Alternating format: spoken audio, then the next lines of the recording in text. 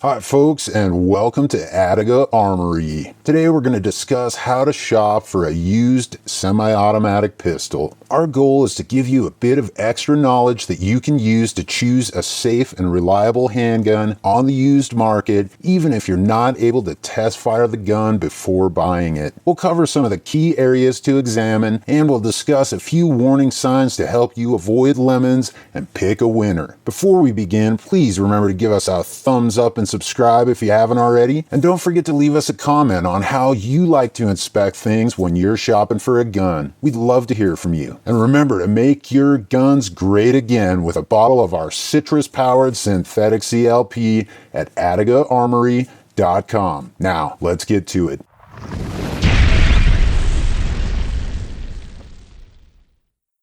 Now, I am going to show you some of the differences that you might see between a real high mileage, high round count gun like this one versus one that's hardly had any rounds put through it like this one. So this old Gen 3 Glock 34 that you might have seen in some of our other videos has a ton of rounds through it. This one here is relatively new. I mean, it's probably 5 or 6 years old, but it's got less than 1,000 rounds through it. And with that, I don't really want to discourage you necessarily from buying a gun that has some mileage on it. There's nothing wrong with a gun that's been, properly maintained, that functions properly, but has a higher round count. Maybe you might be able to get a good deal on something like this, and it'll work just fine for you. And of course, same goes with having a brand new gun. It doesn't necessarily mean that you're not going to have any issues with it. There's definitely new guns that come out that are just lemons. And so you can actually apply some of these inspection methods to buying new guns as well as buying used guns. So let's start with some basic guidelines. Buying a used gun is really a lot like buying a used car. So first off, don't rely on the seller to give you an accurate history or a round count. I mean, realistically, most people don't even count rounds. 2, if possible, try to actually test the gun at a range before you buy it. And of course, that's not always going to be possible, but if you are able to, definitely throw a few rounds through it. Next, always make sure that you actually field strip the gun and look at the internals. If you're not sure on how to field strip the specific model that you're looking at, ask the seller to do it for you. A legitimate seller should have no problem with that. Next, don't let a seller rush you or pressure you. This is an important decision, so you got to make sure that you get it right. Also, you want to be cautious of really highly customized guns. I mean, I've seen some stuff out there that's just like one of those shows about plastic surgery that's gone horribly wrong. When it comes to defensive weapons, I like them as close to stock as possible. When it comes to match guns and target guns and things that are just primarily going to be used on a range in a controlled environment, things like that, hey, go for it. If you're into custom stuff, eat up as much of it as you can get there. But,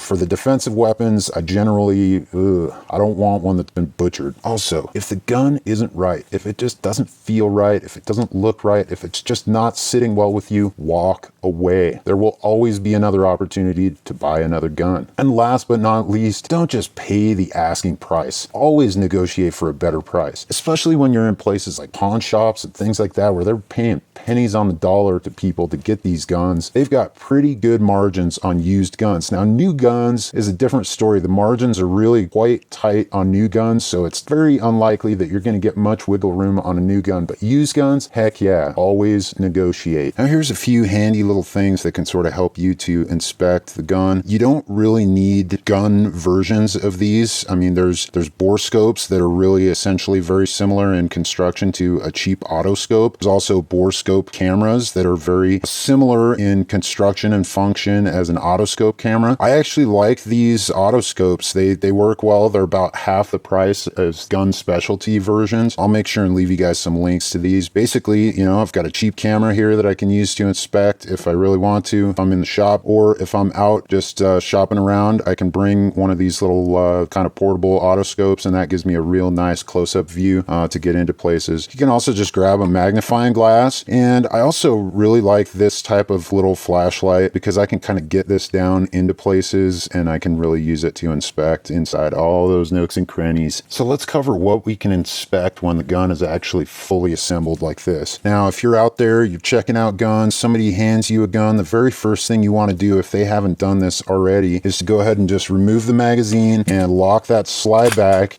to make sure that the gun is unloaded. And we're just going to kind of operate that slide, just cycle it back and forth a little bit. We're going to test a little bit of lock, slide lock, and release, just to make sure that it all locks and releases nice and easily. And basically, we're just feeling for any roughness, any kind of weird binding or anything like that. It should be nice and smooth and relatively effortless. Next, we're going to actually want to test the trigger. We're going to do some dry fire, and we're going to actually also test the reset on the trigger.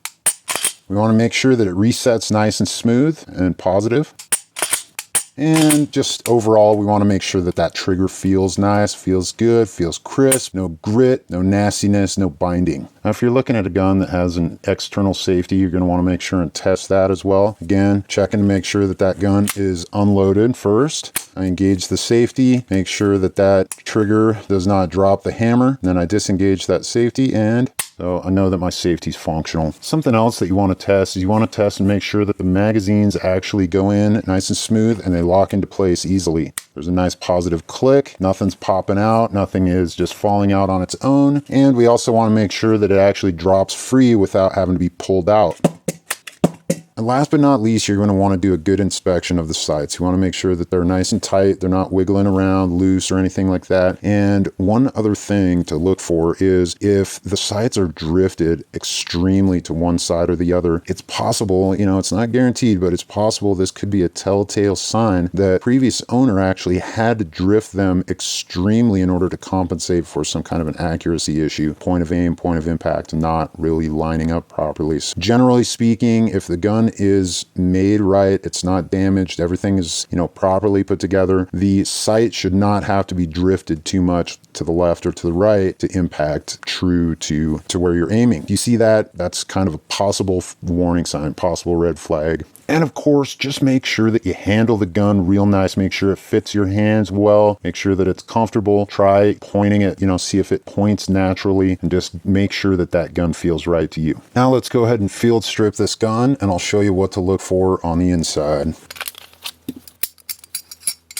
So first, you're going to want to inspect the barrel crown for any kind of damage or burrs or signs of it, being dropped or anything like that. That will definitely affect your accuracy. So take a good close look at that crown. Then you're going to want to go ahead and turn it around and look inside of the breech down to the barrel throat. And that's where a bore scope or an auto scope will come in handy so that you can actually look all the way down into there and take a look at those lands and grooves in the throat, in that initial engagement surface, to see if there's any throat erosion. Now, throat erosion is pretty uncommon in a handgun because the velocities are just really not that high. It's a lot more common in those supercharged Magnum rifle type calibers. They're pushing into the 3,000 and possibly 4,000 feet per second range. Throat erosion definitely becomes an issue, but hey, it's worth checking on pretty much any gun that you're going to buy. Then you're going to want to inspect that breech block for wear and tear. Now, this is really kind of one of the areas that's going to tell you a lot about how many rounds this gun has had put through it. Let me show you what I'm talking about. So this is the barrel from that really high round count Glock 34, and right next to it, there's that Glock 19 that probably has, a little less than 1,000 rounds through it. So that right there is the difference between, 10,000, 12,000 rounds, maybe 13,000 rounds compared to, less than 1,000 rounds. That's going to tell you a lot about how many rounds has been through this gun. Same with just the general finish of the barrel. You can see here that there's quite a bit of wear on the finish. Of course, this thing still works great. No issues with it, but you can definitely tell that there has been some rounds put through this thing. Then you can use your little flashlight or use your autoscope or bore scope to take a good look down the bore, make sure that there's no corrosion, no rust, that they haven't used some kind of weird cleaning agents that have caused problems in there.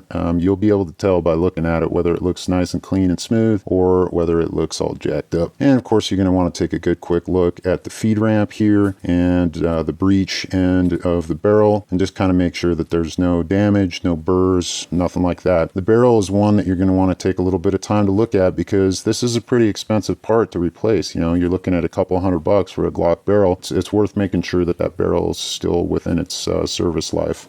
Next up, let's take a look at our slide. First, we're going to want to take a look at the slide rails really carefully.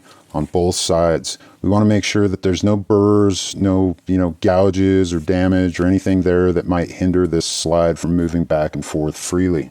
Next, we're going to want to take a good hard look at our extractor. We want to make sure that that extractor is able to move freely in that extractor channel. They're usually a little tight, so you got to put some pressure on it to get it moving, but it should be able to move in that channel. You also want to make sure that the actual extractor claw is still, intact. It's got the very end on it. It's not like broken off or chipped off. And you want to make sure that it's reasonably still got kind of a sharp edge there. Otherwise, you might need a new extractor right off the bat. Then you also want to take a good look at the firing pin and the actual firing pin channel. Just make sure that there's, no damage or obstructions there, and make sure that the actual pin, the firing pin head is nice and shapely, and it's not like all, busted or bent out of shape. With some of these guns that have internal firing pin blocks, you probably have to actually depress that firing pin block and kind of push that firing pin forward. So you can see there that the firing pin is kind of sticking out now, so you'll be able to inspect the end of that. And with that, you're going to want to make sure that you depress any internal safeties like that firing pin block, just to make sure that they move freely, that they're nice and soft and supple. And you want to take a good look at these milled channels here. So these channels will affect different aspects of your gun's functionality at different points during the cycling. So you want to make sure that there's no burrs, no damage, just nothing to get hung up on, that these are all nice and smooth and clean and clear. And of course, you're going to want to do a quick inspection of your recoil spring and guide rod, just to make sure that it's, it doesn't have any weird burrs or bends or curves or damage or anything like that. And I actually have a little surprise for you guys that I'm going to show at the end of this video to what happened with the other guide rod and spring right as I was recording this video. It is pretty funny, so just hang in there. I'll show it to you at the end of this video. Now let's talk about the frame for a minute. If you're buying a gun that has an actual hammer inside of it, I generally like to kind of take a look at it and inspect the functionality, make sure that everything is operating smoothly. So when I've got just the grip frame off on the bottom here, I'm able to actually, disengage the safety. I like to put my thumb over the hammer so it doesn't just slam forward and damage internal parts, and just kind of release that. And then I like to kind of feel how it feels when it's getting cocked back in nice and soft and slow. So I'll just do that a few times just to kind of get a feel for it and make sure that that hammer is functioning nicely. I also want to inspect the actual frame rails, and these rails are going to look a little bit different on, just about any different manufacturer, but they're really kind of going to be in the same spot toward the top of the frame, and that's what engages with those slide rails. I just want to make sure that there's not any weird or uneven wear, excessive wear. Some of these might have a little bit of some kind of a coating or a finish on them. That might be slightly worn, but that's not a huge deal as long as it's not just kind of grinding down into the metal and making for weird geometries, strange geometries. You want to be suspicious of any permanent frame customizations, and especially really amateurish stippling jobs that look like they were done by a toddler. These will affect your resale value, and they can really permanently just destroy the frame, which is essentially this is what is legally considered the gun. So instead, I like using stuff like this grip tape. We've got some videos on how to do custom just grip tape work for any kind of gun that you want to do it on. We've got it for pistols, shotguns and rifles, and tiny little mouse guns. It's really very easy to do. It's non-permanent if you screw it up. This was one of my early experiments here. It's not like my best work or anything, but it's very easy to remove. I can just heat this up with, a heat gun or a blow dryer, and it comes right off. So no permanent damage done to the frames. I would try this before I go into any stippling or anything like that. And lastly, you're going to want to look for warping in the frames. It does become more apparent in places like the magazine well, where there should be pretty straight lines here. Usually that happens as a result of being exposed to excessive heat. And I mean a lot of heat, not like, it was left in a car in summertime in Arizona, but more like somebody was trying to apply some Talon grips and they were using a heat gun and they cooked this thing up to like 400 degrees Fahrenheit and it started to melt the frame. It's usually pretty Pretty rare. I haven't seen a whole lot of that, but definitely something to look for. Just make sure that you're not seeing any weird stuff like that on your frame. And lastly, you're going to want to check out each one of the magazines and obviously just replace any damaged magazines, or at the very least replace the parts that are damaged. You're going to want to inspect the feed lips, particularly up here. You're going to want to inspect the magazine follower, which is usually plastic on modern handguns, and it's just right inside here. You're also going to want to eventually just disassemble and clean the magazines. They're really quite easy to disassemble and clean. Make sure that you remove any lubricants or cleaners from the inside. You really want to keep it pretty dry on the inside so you don't contaminate your ammo. And of course, you're going to want to inspect the interior and the exterior walls of the mags, just for any burrs or damage or anything that might snag on that mag follower as it's trying to move freely up and down the magazine. So that should cover the bulk of it, folks. If you decide to buy a gun, just remember to thoroughly test fire it with all the mags that you have and as much ammo as you can spare, preferably with the ammo that you plan on carrying. I know that's kind of a tall order with the ammo market being the way it is, but just do your best, right? And if you do run into any issues, you may want to have the gun inspected and repaired by a competent gunsmith before using it for defensive purposes. So that about wraps it up today, folks. We hope you enjoyed the video, and we hope it helps you find the right pistol to meet your needs. And we'll see you again next time at Adiga Armory. And guide rod, this is a relatively cheap replacement. It's nothing like buying a new barrel. You know, didn't hear enough. So the timing of this could not have been more flawless. I get to show you guys what happens when a part reaches the end of its life. Basically, the spring almost just flew right off the end of the guide rod.